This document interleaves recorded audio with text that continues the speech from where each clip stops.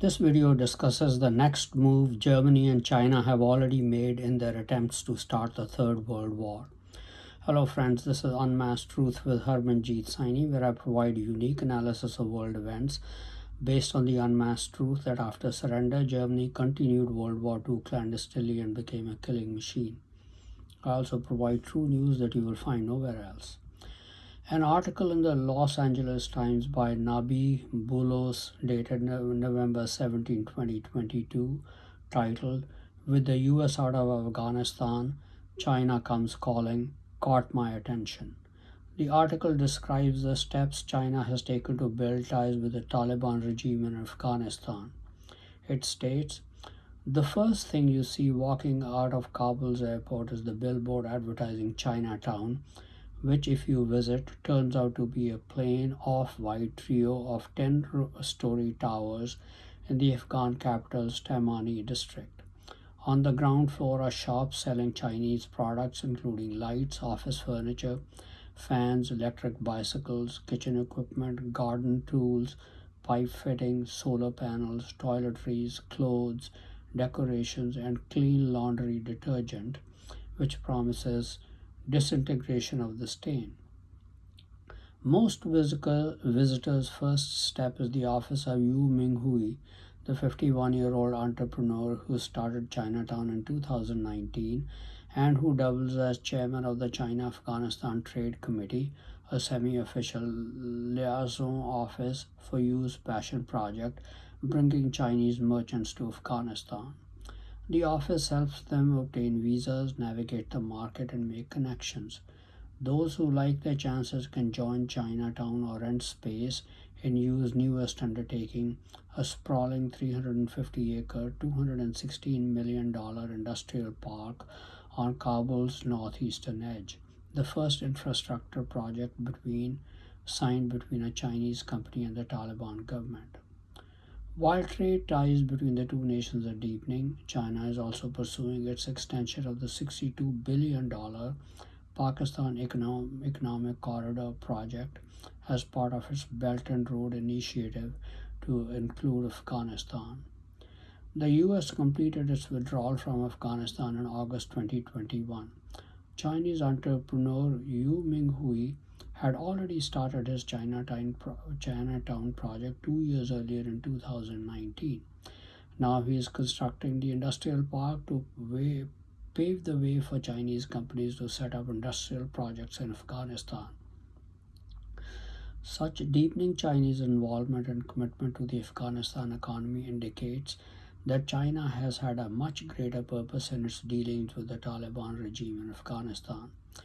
Germany and China have been trying to start the Third World War since 2014. They needed to use some people or country always seeking to attack and plunder their neighbors to actually start the war by promising them military help. They have chosen what they know is the most vulnerable target in the world, Sikhs in Punjab state in India. The Sikhs constitute only 1.7% of India's population, and even among them, there are Rajputs and Pathans, whose other name is Pashtuns, who living in Pakistan and Afghanistan. Sikhs have no control over the government in India or any of the country's resources. They have no industrial infrastructure of their own to quickly start manufacturing weapons. About 50,000 in the Indian armed forces have been deliberately thinly dispersed throughout the armed forces so that all Sikh soldiers can be easily killed by the Indian military. That's why they are the easiest target to destroy. The Sikhs have to depend entirely on the United States for protection. Germans have targeted the Sikhs for destruction because they fought the Germans in both world wars as part of the British Indian armies.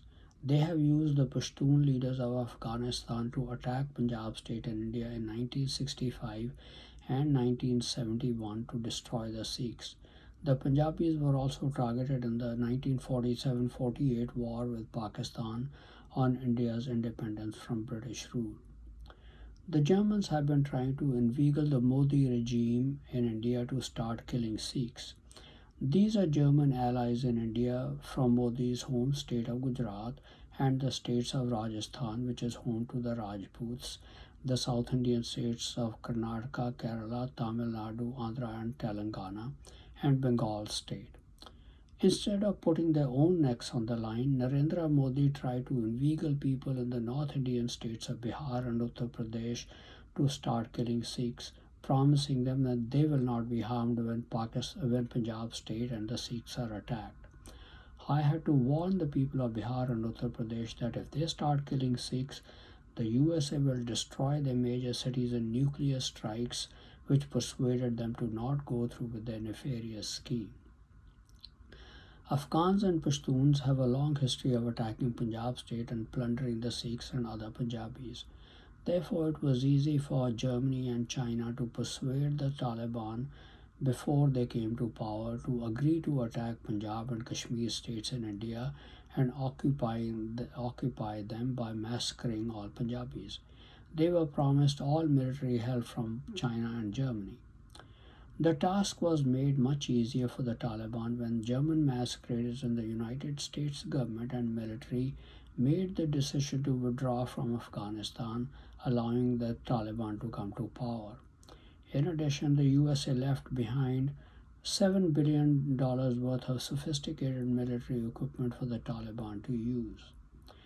I also made the foolish mistake of stating that Afghanistan would be stocked with nuclear weapons if they attacked Punjab. The latest development is that China has installed nuclear weapons and the missiles to deliver them in Afghanistan. Therefore, the Taliban regime poses even greater danger for the Punjabis in India. Most of the Taliban in Afghanistan are ethnically Pashtuns, who constitute the largest ethnic group with a population of about 17.5 million in Afghanistan. They are also the second largest group in Pakistan, numbering about 43 million in the country. However, there are many Pashtuns who masquerade as Punjabis and Sindhis in Pakistan. Therefore, the population of Pashtuns could be even higher than 50 million in Pakistan. In fact, some of the most prominent business families of Pakistan are Pashtuns masquerading as Punjabis. The Pashtuns are known as Pathans in India and masquerade as Punjabis, including Sikhs in India. They could number in the millions in India. Thus, the estimated 41.5 million Afghans could rely on these 50 to 6 million Pashtuns in Pakistan and India as allies in a war against Sikhs and Punjabis in Punjab state in India, who number about 45.5 million.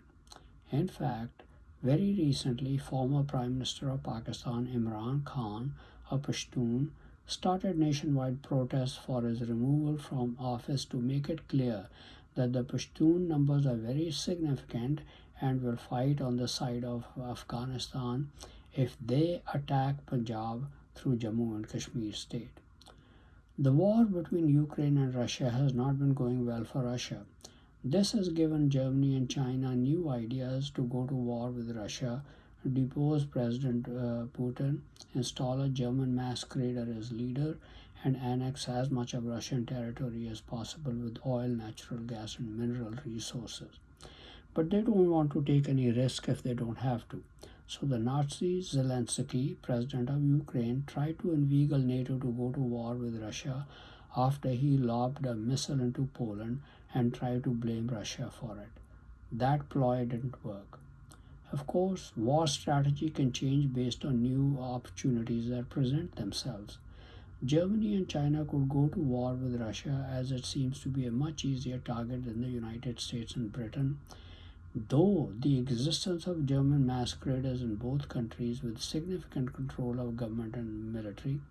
Now, control of the government and military, I base it on the principle of you shall know them by their fruits, meaning based on what the US government and military are doing rather than what they say, because I have no source of information that would tell me the ethnic background of all prominent Americans in government and the military. So, since the masqueraders in the United States and Britain exercise significant control over government and military, I would call that assessment that Russia is the easier target into question. They are ready to start a deadly civil war in the United States and British Commonwealth nations because of the more than 10 million murders they've already committed, many by cremating people alive in electric crematoriums. They know that if possible they will be brought to justice. That is why they are ready to start the civil war. However, compared to Russia, Sikhs and Punjabis in India are a defenseless target and can be easily destroyed. Afghan confidence has been boosted because now they have nuclear weapons and missiles on their soil.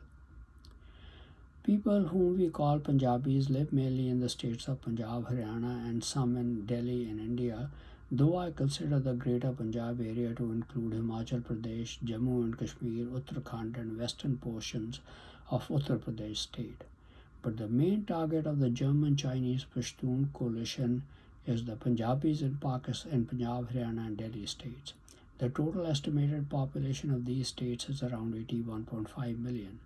The number of Punjabis in Delhi state may only be about 20% if we leave out the Baniyas, Rajputs, and Pathans masquerading as Punjabis, including Sikhs.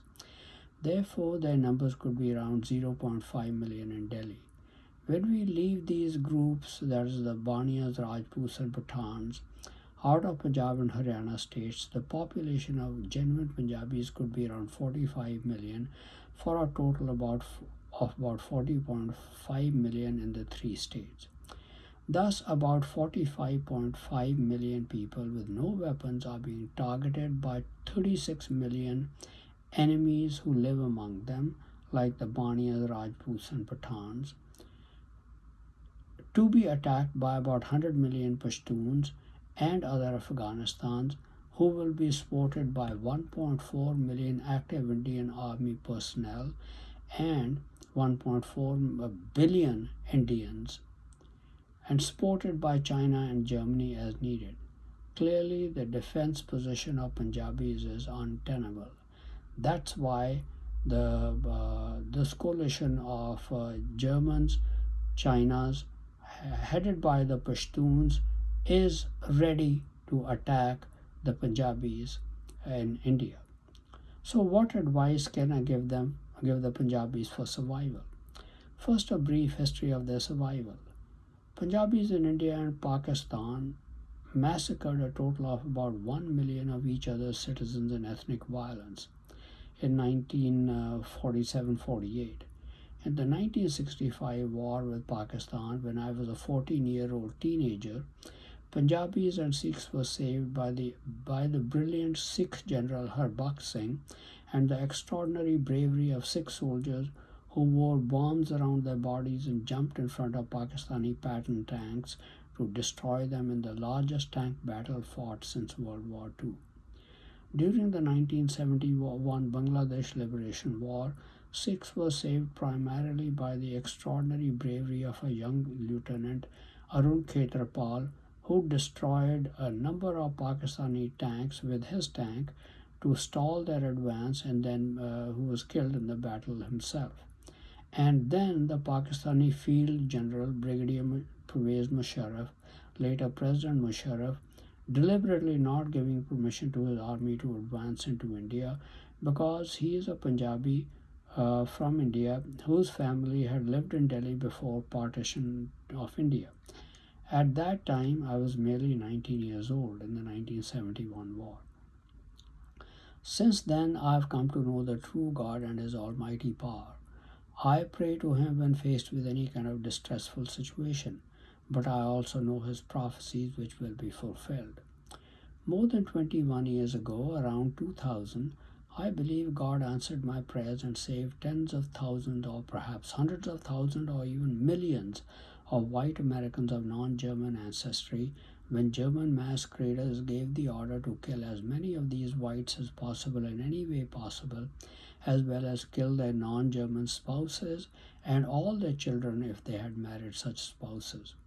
Just a few months earlier, I had somehow foreseen such a possibility and prayed to God to prevent such a massacre. I believe God intervened and prevented such a massacre. I have absolutely no way to prove that this miracle occurred, or how many people were saved. Very recently, I was asked if I could prove it. I gave a straight answer that there was no way for me to prove it, as nobody communicates with me on such matters. I just have to make some intelligent guesses, and that is how I made the claim that God intervened because of my prayers. Now, this occurred more than 20 years ago. Perhaps it was not God's time for his prophecies concerning the defeat of the American, British, and Jewish people to be militarily defeated by the Germans, German masqueraders, and their allies, and enslaved, for these prophecies to be fulfilled. The sins of the American, British, and Jewish people had not reached their full extent. Since then, many events have taken place. First of all, it seems the world has crossed the 6,000-year mark since the creation of Adam and Eve. Therefore, man's age of self-rule is about to end, which prophecies tell us will be preceded by catastrophic events, including the military defeat of the American, British, and Jewish people.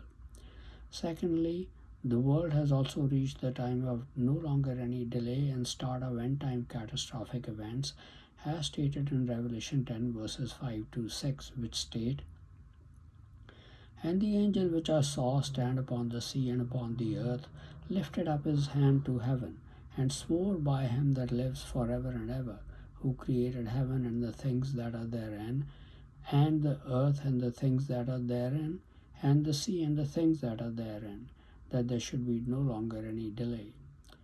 After the world had reached the time of no longer any delay, the first event prophesied was in verse 11 of Revelation 10, which states, "And he said to me, You must prophesy again about many peoples, nations, tongues, meaning languages, and kings." That event too has been fulfilled. Every Saturday morning at 9 a.m. USA Eastern Standard Time, I read an about 45 to 55-minute message in English. God's angels then broadcast that message to every human being on earth in his or her own language. I have been asked if I have any proof that this happens, and that God's angels broadcast such messages and not Satan and the demons. Again, I have no proof, because I cannot hear myself, as these messages are not broadcast to me, since I am the one delivering them. I also cannot verify that it is God's angel who broadcast my messages and not demons, but it's for others to verify, particularly the Germans who communicate with Satan and the demons can directly ask him that question. Thus it seems that end-time catastrophic events can begin at any time. Sins of our people have not multiplied manifold, have only multiplied manyfold over the past 20 years. Even though perhaps God intervened on behalf of the American, British, and people because of my prayers more than 20 years ago, now the time has come for the military defeat. God says in Amos 3 verse 2, "You," meaning the American, British, and Jewish people, "you only have I known of all the families of the earth. Therefore I will punish you for all your iniquities." Then God further says in Ezekiel 22 verse 30, that when these end time events begin, he will not find any man on earth who could stand in the gap to intervene on behalf of the American, British, and Jewish people to save them from their punishment. The verse states, "And I sought for a man among them that should make up the hedge and stand in the gap before me for the land, that I should not destroy it, but I found none." Since the time of punishment for the American, British, and Jewish people has come because of their sins, including indulging in and promoting homosexuality around the world, God will not hear the prayers of any man, that includes me, to stop the punishment. Even though I believe, though I have no proof, that God heard my prayers more than 20 years ago to save our people, he will no longer hear such prayers. Because of our sins, we have reached the point of no return. What does that mean for the Punjabis as an ethnic group to survive the Afghan Pashtun-led assault? Now, men of God cannot stop praying whenever they or their people are in distress, but God has already told us that he will not intervene to save our nations as a whole, but perhaps he will help some individuals to survive these catastrophes. That will be a hope and prayer. To maximize their chances of survival, Punjabis can use certain strategies that people in such dire situations use. One such strategy is to hide one's identity. During the Holocaust, some Jews were able to successfully hide their identity and survive. Punjabis could do the same and masquerade as Rajputs, Baniyas, or Pathans, as many of these people are masquerading as Punjabis. They can also claim that their last name signifies that it is a subcaste or gotra of a last name masquerading Rajputs and Pathans use, such as Sidhu, Sandhu, Kakkar, Ahuja, Batra, Puri, Kalra, etc. Second strategy could be to flee to other states such as Uttar Pradesh and Himachal Pradesh and mix in with the people and keep your true identity hidden. Finally, use any other strategy you can think of yourselves with lots of praise to God Almighty. There is only one caution I can give you. If they ask you to prove your new identity by murdering a true Punjabi, that's where you should draw the line and never commit such an act. Trust in God Almighty instead. Begin the process of getting close to God because He can intervene on your behalf as an individual, though He has prophesied He will not intervene for the ethnic Punjabi, American, British, and Jewish people as a whole.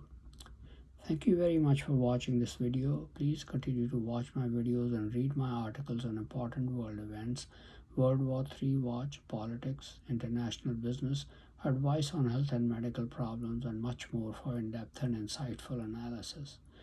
Please also subscribe to my YouTube and Facebook channels Unmasked Truth with Harmanjit Saini to view and get information on the latest videos.